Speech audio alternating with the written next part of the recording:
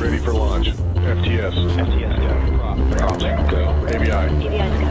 10, 9, 8, 7, 6, 5, 4, 3, 2, 1.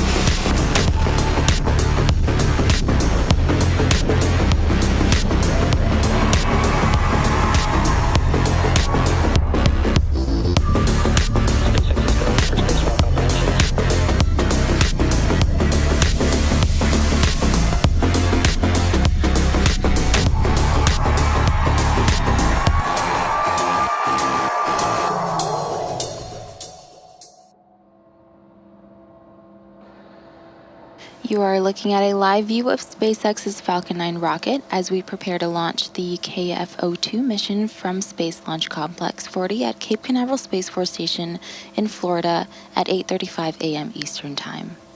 My name is Annie Tway, a recovery operations engineer here at SpaceX. Welcome to our live launch coverage delivering 24 Kuiper satellites to orbit on behalf of our customer Amazon. Today's mission is named KF-02 for the second Falcon 9 launch for Amazon's Project Kuiper. Project Kuiper is Amazon's low Earth orbit satellite constellation, which will provide fast, reliable internet to customers and communities around the world. Today marks our second of 3 planned Kuiper missions, and this will be the 4th launch of Project Kuiper satellites this year, adding another 24 satellites to its constellation. At about T-minus 8 minutes this morning, weather is only a 10% possibility of violation, but if we are unable to launch, a backup opportunity is available tomorrow at 8:14 a.m. Eastern Time. And just a quick note, at our customer's request, we will be ending live coverage of the mission just after the first stage booster landing. And with that, let's take a moment to learn a bit more about our vehicle supporting today's mission. That's Falcon 9 on your screen, a 2-stage rocket that is 229 feet tall and getting ready to lift off in just about 7.5 minutes. At launch, it produces more than 1.7 million pounds of thrust, and rockets like Falcon 9 don't use all that power just to go straight up.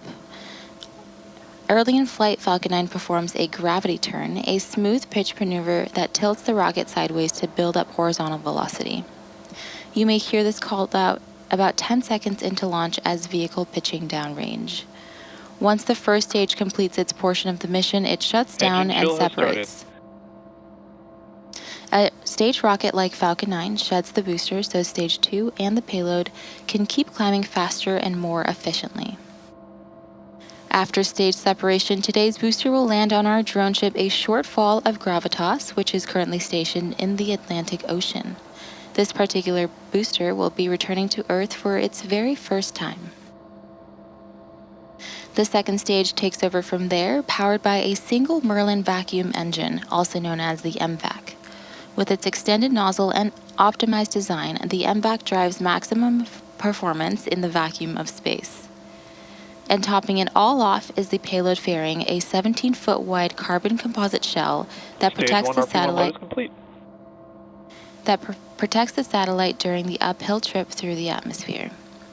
About 3 minutes into flight, both halves of the fairing will separate and parachute back to Earth. Our fairing halves have seen multiple flights, one flying for its 28th time today and the other for its 5th.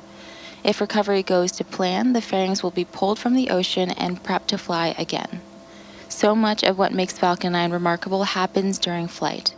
Stages separating, the first stage landing itself on a drone ship in the middle of the ocean, fairings parachuting back, all to get ready for another flight to space. At T-minus 5.5 minutes, Falcon 9 is tracking no issues and our payload is healthy. Falcon 9 has been loading propellant since T-minus 35 minutes and will finish loading at about T-minus 2 minutes. If for any reason we do not launch today, we have a backup opportunity tomorrow at 8:14 a.m. Eastern Time. Next up in the countdown, the transporter erector or TE will begin to retract from Falcon 9. That's the large tanks are pressing for Strombeck retract. That's the large truss structure you see standing next to the rocket. It's hinged at the base and connected to the launch mount beneath the first stage. First, the clamps around the second stage will open, then the TE will begin to pivot back, slowly swinging away from the rocket. It will reach full recline by T-minus 3 minutes and 40 seconds.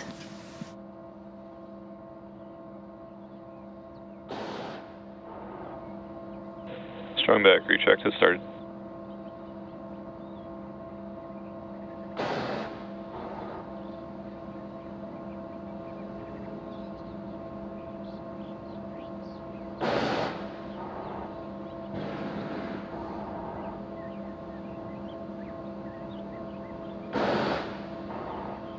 And there you saw those clamp arms open. You may also hear it called the strong back, same structure, just a different name. The TE rolls Falcon 9 out to the pad, raises it vertical, and stays connected through the final seconds. It provides fuel, power, telemetry, and command connections between ground systems and the rocket.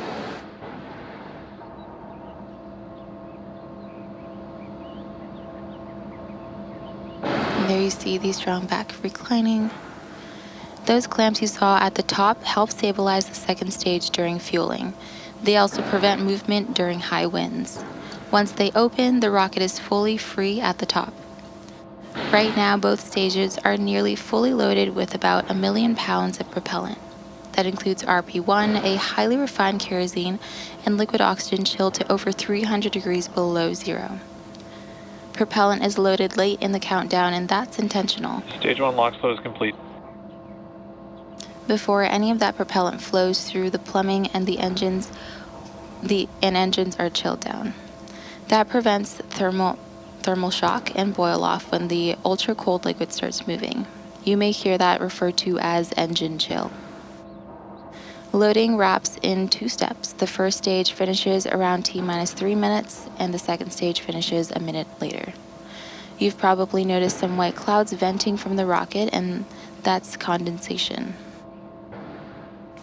As the liquid oxygen warms slightly inside the tanks, some of it boils off. That gas is vented to manage pressure. When the vented oxygen hits the warm, humid Florida air, it instantly condenses into clouds. At T-minus 60 seconds, Falcon 9 enters startup. At that point, the rocket onboard flight computers take over. From here on, the countdown is fully autonomous. Stage 2 LOX load is complete. And there you heard, LOX load is complete. Just inside of T-minus 2 minutes, the 9 Merlin 1D engines ignite, and once they're at full power, the Falcon 9 will lift off of the pad and begin its climb to orbit. As for now, the payload remains healthy. The rocket is tracking no issues. Weather is still a go for our scheduled liftoff at 8:35 a.m. Eastern Time. And with that, Falcon is fully fueled in startup and heading Ground gas closeouts. into final moments before launch.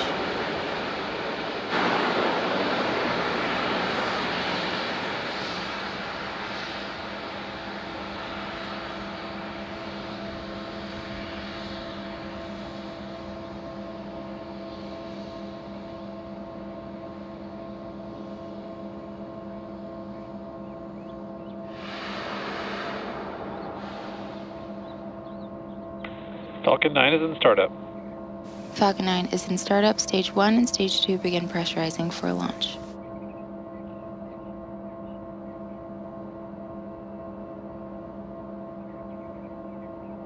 The launch director is go for launch. And there you heard the launch director call that we are go for launch. All systems are go for launch for Falcon 9. T-minus 30 seconds.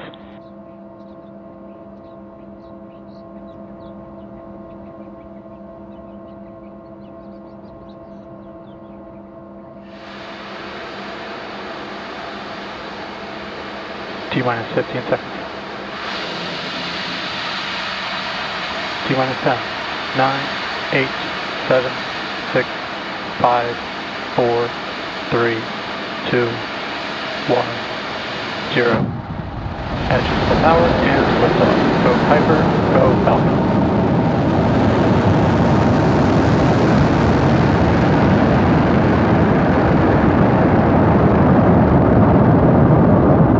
Vehicle is pitching downrange. Stage 1 propulsion is nominal.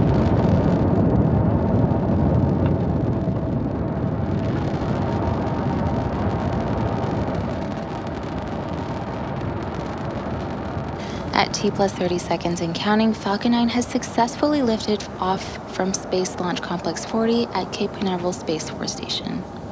In just a few seconds, we'll throttle the engines down in preparation for max Q, a period Power of and telemetry maximum nominal. aerodynamic pressure. This is a critical moment during flight because the combined stresses caused by Falcon 9 accelerating through the atmosphere and the ambient static pressure are at Falcon their 9 is greatest. supersonic. To help go from vertical to horizontal, the first stage performs a pitch kick just after liftoff, about 10 seconds into flight, which is a maneuver known as a gravity Max Q. turn. There you heard max Q. The engines gimbal a small amount, and that slowly turns the first stage from going straight up to going horizontal with the help of gravity, and eventually we will be roughly horizontal to Earth as we achieve orbit. Impact chill has started. The rocket typically needs to go 17,500 miles per hour horizontally in order to avoid being pulled back down to Earth and get into orbit. You can keep an eye on the first stage telemetry at the bottom of your screen. Now we have several events coming up in quick succession, and we should hear all of them called out by mission control, starting with main engine cutoff, or MECO, then second stage separation, and SES-1, and fairing separation.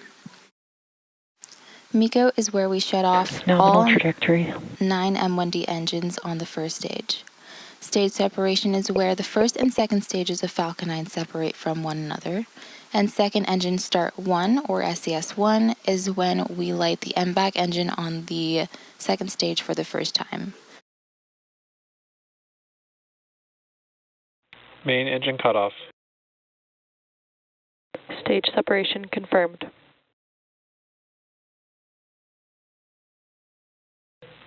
Back ignition.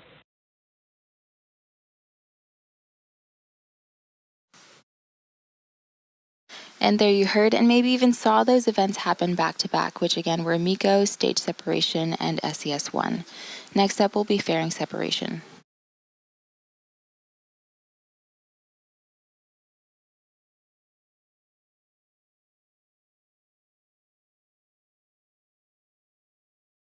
Here's a cool shot. You can see the separation of the stages.